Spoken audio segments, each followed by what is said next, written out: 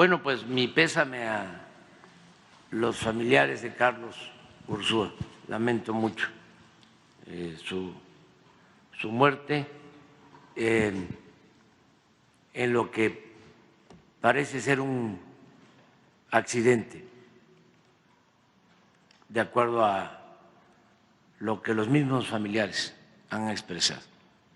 Desde luego, porque no quiero dejarlo así, sino ustedes en el Universal lo manipularían. Quiero expresar que desde ayer que se da este lamentable hecho, como Carlos estuvo de secretario de Hacienda al inicio de mi gobierno y tuvimos diferencias y él renunció y últimamente formaba parte del grupo de la candidata del bloque conservador, pues de manera muy irresponsable, muy vil, algunos personajes del grupo conservador empezaron a calumniar,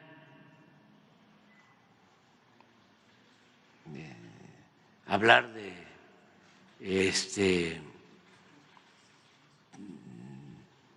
presuntos ataques o daños, ¿no? Sospechas, ¿no?, sobre nosotros. Gente, la verdad, de malas entrañas, porque estamos en tiempos de sopilotes. Entonces hay muchos que se comportan como buitres, sopilotas y los sopilotes.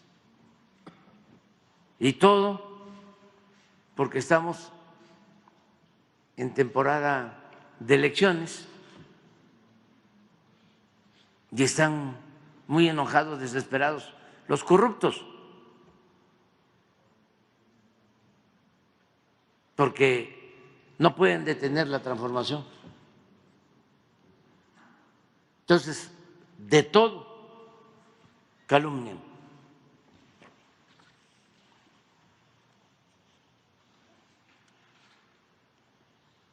De todo calumnian. Ahí tienen un mensaje en las redes, ya deben de ser más de 200 millones de vistas, pagado,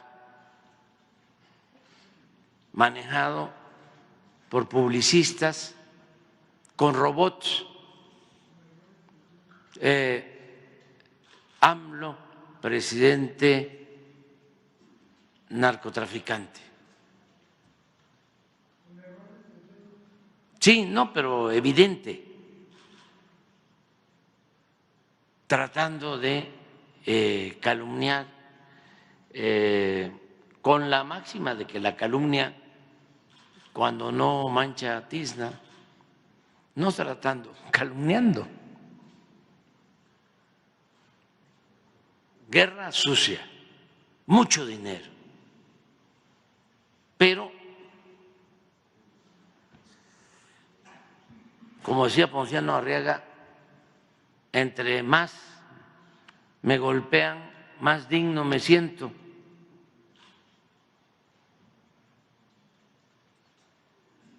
Y lo mismo, ¿no? Hasta los asistentes a la marcha o a la concentración. ¿Por qué viene a la marcha? Porque es un dictador. Nunca imaginé que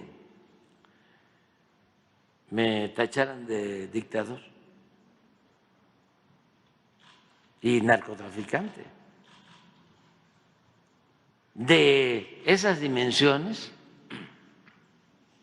por la desproporción y el absurdo, es su miedo a no regresar por sus fueros. Es que están muy enfermos de poder y de ambición al dinero.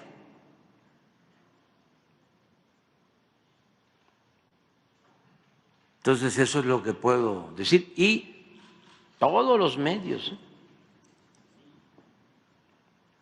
que no de información, sino de manipulación, están metidos, con honrosas excepciones.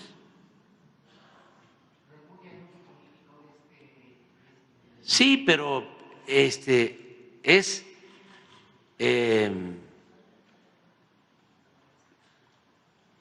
muy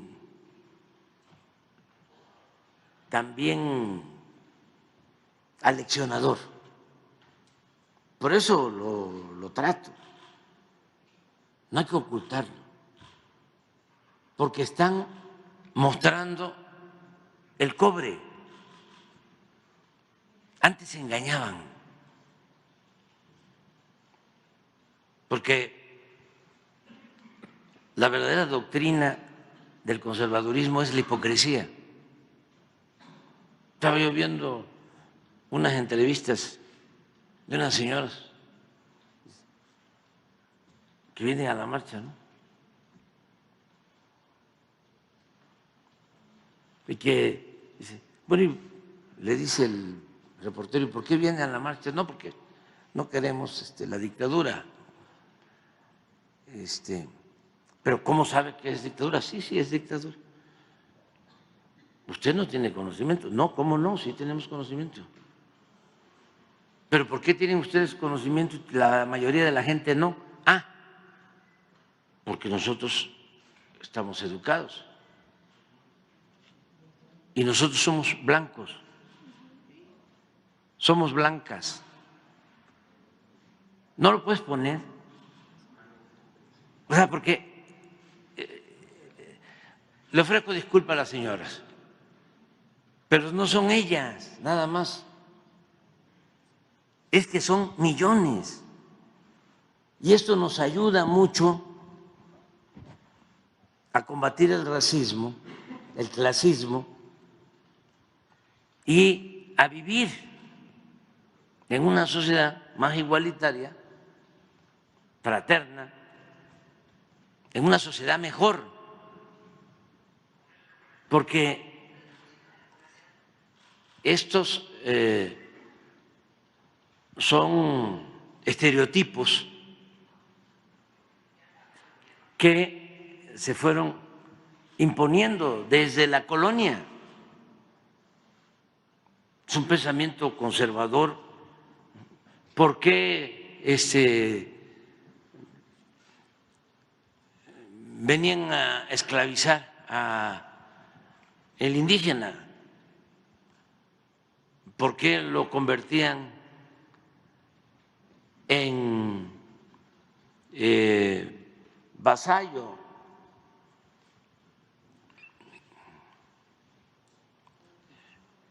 En pagador de tributo,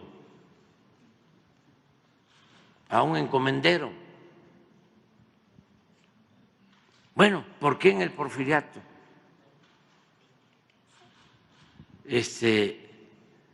trabajaban en la industria textil desde las 6 de la mañana hasta las 8 de la noche y no había descanso el domingo?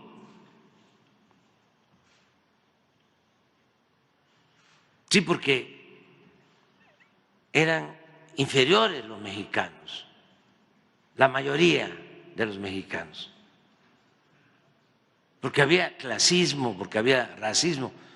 ¿Por qué manda Porfirio al ejército a eliminar a los yaquis? Porque asesinan a 15,000 yaquis, porque eran bárbaros. Pero todo eso se mantiene. Bueno, el que da el discurso el domingo, también es un racista, comprobado, porque le graban una conversación con su ayudante auxiliar, en donde se burla de indígenas. Y él es el representante de todo este bloque. Y ya ni hablemos de Claudio X González, cómo se expresaba de los maestros y de el escritor preferido de sectores de clase media, Martín Moreno, fascista. Dices, si viviésemos en los tiempos de la Inquisición, me gustaría quemar con leña verde en el Zócalo a todos los de Morena. Y así todos, Krause, diciendo, por ejemplo, en una ocasión que Porfirio Díaz no había sido represor. Estoy hablando de el historiador más famoso de la pequeña burguesía, que no era un represor. Dice, el represor es el otro Díaz, refiriéndose a Díaz Ordaz. Claro que Díaz Ordaz fue represor, pero no hay comparación. Porfirio declara la guerra de exterminio a los mayas, a los yaquis, a los mayos, y todo para quitarles sus tierras. No estoy defendiendo a Díaz Ordaz, nada más es pues ubicarnos, buscar la objetividad en la historia, pero Krause, ¿qué objetividad va a buscar? Si lo que le importa es el dinero. Y obviamente está muy identificado con el pensamiento porfirista. Una vez hizo una biografía por encargo de Luis Terrazas, porfirista de Chihuahua,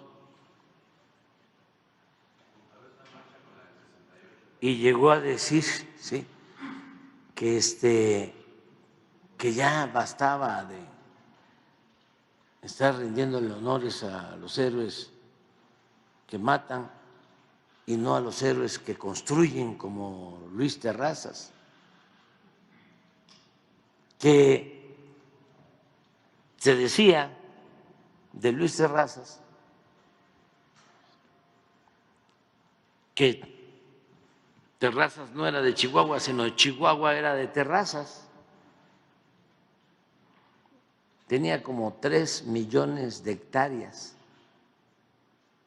en el Porfiriato. Y su yerno y él se alternaban la gobernatura de Chihuahua.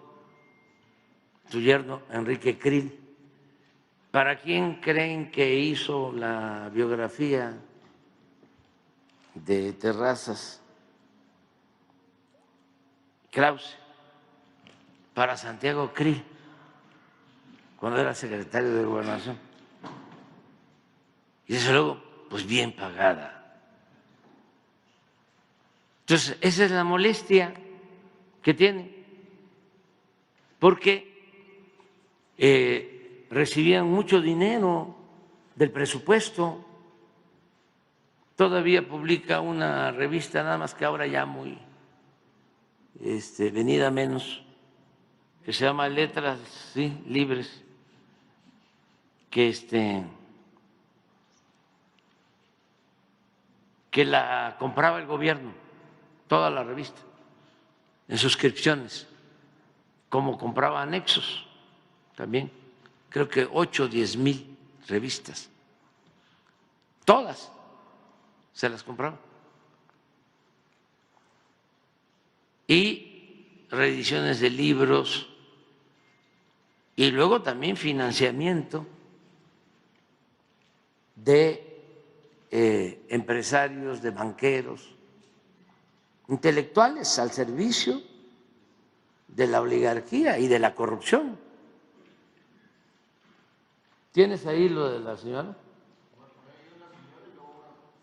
No, yo quiero uno que vi ayer en donde le dice eso de que ellos están más preparados porque son blancos. Pero es que hay una entrevista en la marcha, luego hay otra persona que dice en TikTok que el voto no debe valer igual porque hay unos que... No es el voto, sino que tienen más conocimiento porque son blancas. Ahora es una entrevista, entonces A en ver. la marcha, Sí, es que es muy buena, pero además ofrecemos disculpas a la señora porque incluso no solo son ellas, si por eso lo planteo, porque así piensan millones. Es que el racismo estaba oculto. Por eso lo de la doctrina de la hipocresía. Y ahora, como decía el provinciano Juan Álvarez, como esta ancheta está tan angosta y no hay para dónde hacerse, como ya es el momento de definiciones por la transformación, pues está saliendo todo. Por eso es muy bueno, estamos viviendo tiempos interesantes, porque esto no se veía. A lo mejor en las pláticas íntimas, en la familia. ¿Algo similar a lo de Estados Unidos que pasa allá, presidente? ¿Igual de racismo? Sí, nada más que esto no se había expresado como ahora. Y es muy bueno, muy bueno, porque esto hay que combatirlo.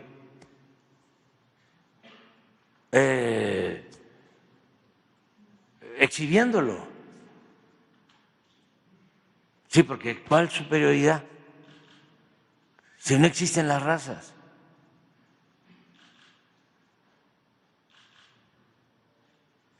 Y es bueno el debate, porque la verdad, lo más importante que tenemos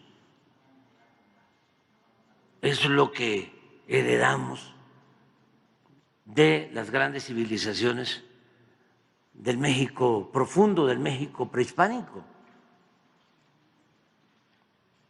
De ahí es donde tenemos la vocación por el trabajo, de ahí es donde tenemos nuestros sentimientos fraternos. ¿Dónde hay más solidaridad? En las comunidades indígenas. Siempre los del norte se han sentido superiores a los del sur, ¿no? No quiero meterme en eso, sencillamente hay vida comunitaria. Sí. ¿De dónde viene, por ejemplo, el que nuestras familias estén unidas? Que la familia mexicana sea la principal institución de seguridad social. El apapacho. ¿De dónde viene la mayor riqueza de México, que es la honestidad de su pueblo? ¿Eso nos los trajeron los europeos? Si ellos vinieron por el oro.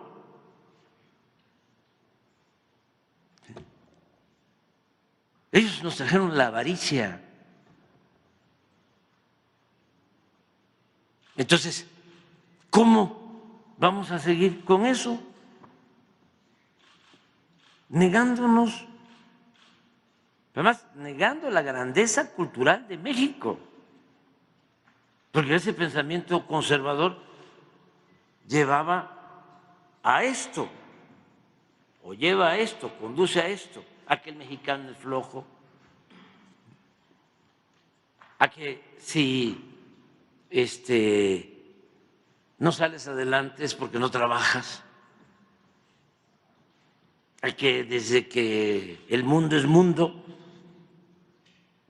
unos son afortunados y otros pues no tienen suerte, y por eso hay ricos y por eso hay pobres, y que el que nace pobre tiene que morir pobre.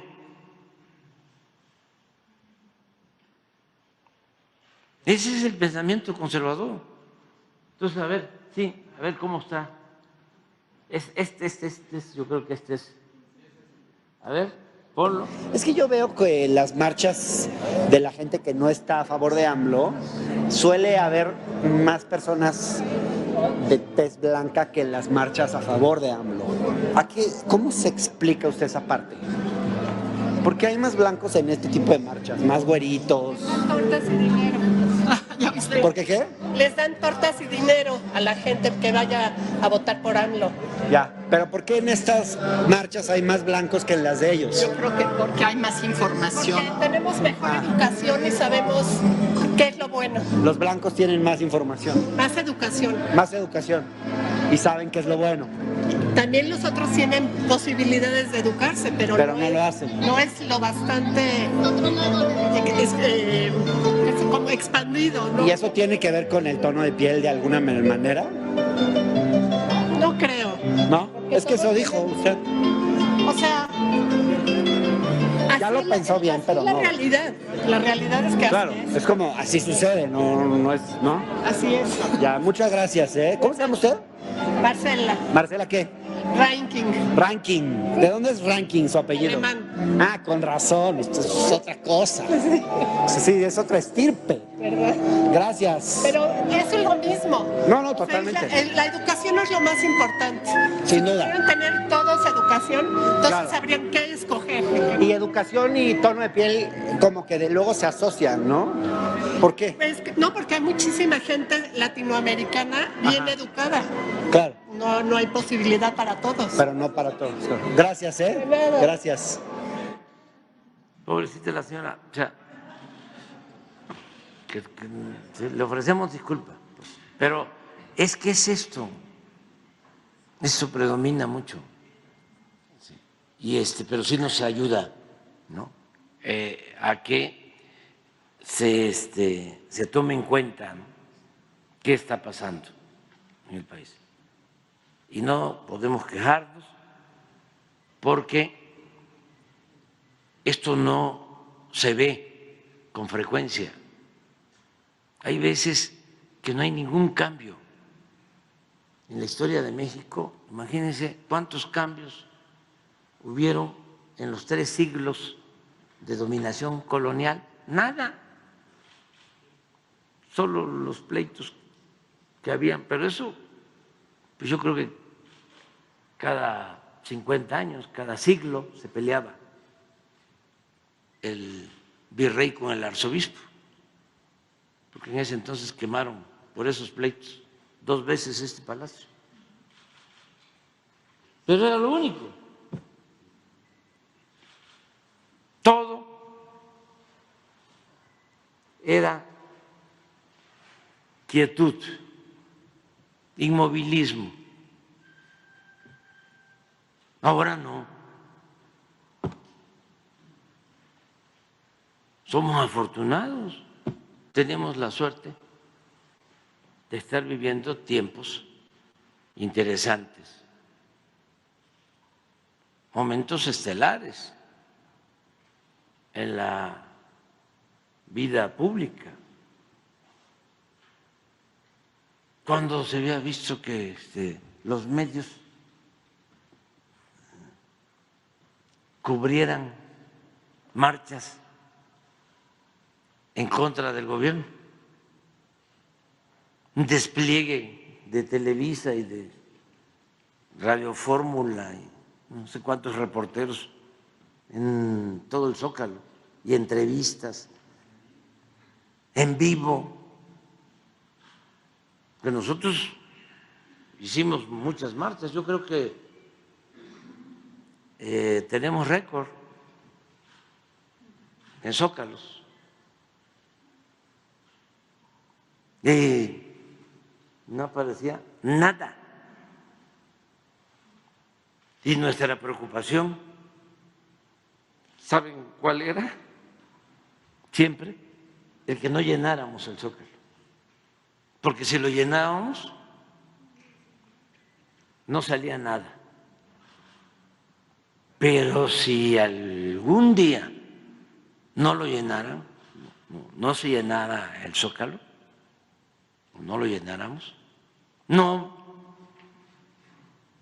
una vez el Reforma, ahora que dicen, ¿cuántos llegaron? Que dice Seguridad Pública, 80, 90 mil, ¿no? Bueno, 90, 100 mil. Cuando las manifestaciones por el fraude del 2006, se hablaba de que se habían movilizado como 1 millón de personas en una de las marchas, que no entró en el Zócalo y además se quedaron allá, por la avenida Juárez, todas las calles llenas. Y viene otra, y el periódico Reforma nos cuenta, dice, no, son 1 millón. Entonces organiza el periódico Reforma un grupo de notarios con observadores y además toman fotos en las calles y en todo el Zócalo y con alfileres, le ponen alfileres a las fotos para contarnos y llegan a la conclusión de que no éramos 1 millón, sino éramos 380,000. Pero era la primera columna. No. Aquí está bien. Pero ahora ya no hizo el ejercicio el Reforma, ¿verdad? De los alfileres. Ya no cuenta. Mire.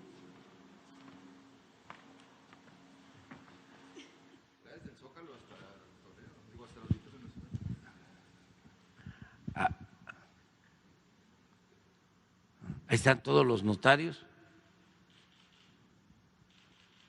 Así nos trataban.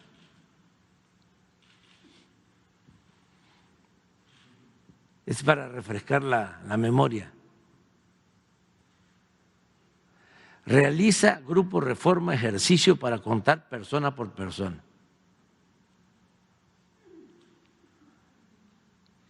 A ver, pon las fotos de la primera.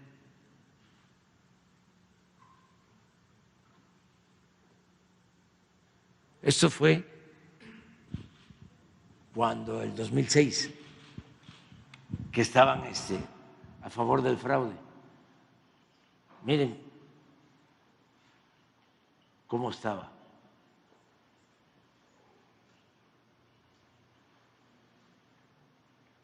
Y ahí contaron y entonces llegaron a la conclusión que éramos 348,000. Pero como la gente decía que éramos 1 millón, pues ellos dijeron no, nada más fueron 348,000. Y la Policía Federal Preventiva nos dio, era García Luna entonces, ¿no? ¿O no? Sí. No, tú no eras, pero 180,000. ¿Eh? Ayer, sí. Pues a ver que Reforma haga sus cuentas con sus notarios. Con alfileres, sí, uno por uno. Pero bueno, es parte de... Es que no quería yo dejar la nota de Carlos, que lo lamento mucho, ¿no?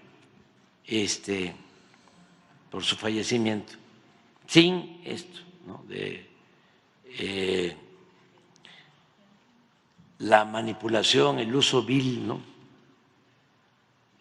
La falta de escrúpulos morales y la desesperación de esta gente, porque pues yo estoy constantemente en la calle, hablo con la gente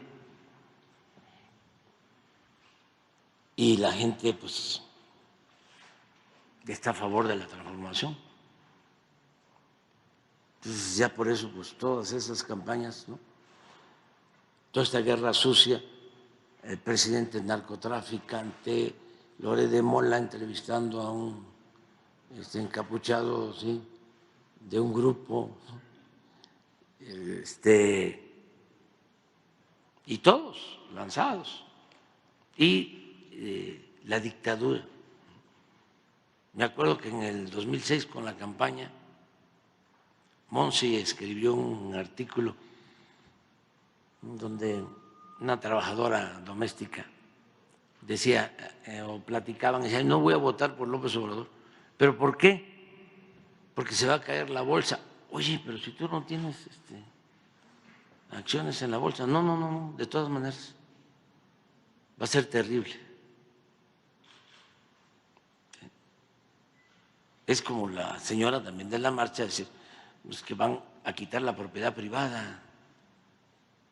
Quieren reformar el artículo 139. Oiga, pero no hay ningún artículo 139 en la Constitución. No, de todas maneras me da pavor. Entonces de ahí ya no hay nada que hacer.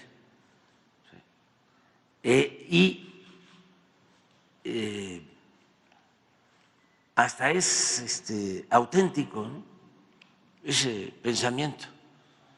Lo que se debe de combatir más es la hipocresía de quienes se dedicaron a saquear al país o fueron cómplices del saqueo, porque a lo mejor la señora, es muy probable, no haya tenido que ver nada con el saqueo